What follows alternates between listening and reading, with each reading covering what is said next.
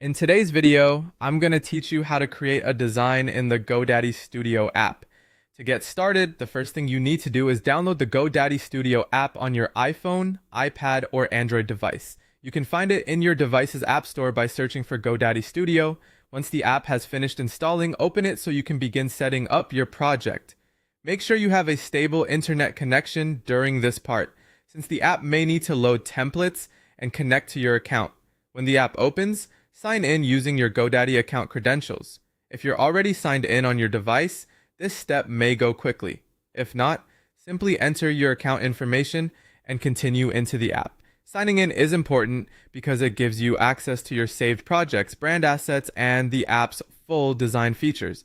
If you're using a shared device, it's also a good idea to confirm that you're signing into the correct account before moving forward.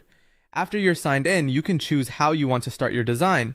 If you want something fast and polished, select a template that matches the style or format you need. Templates are helpful because they give you a professional starting point and can save a lot of time. If you'd rather build your design from scratch, tap the plus icon to start a new canvas. This option gives you more flexibility and is useful when you already have a specific layout or idea in mind.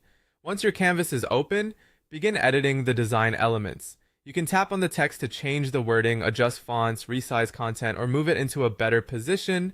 You can also edit graphic elements to better match your brand or the look you want. If the design includes shapes, icons, or images, take a moment to make sure everything feels balanced and easy to read. Then review the background and update it if needed, whether that means changing the color, swapping in an image, or choosing a style that makes the rest of your content stand out clearly.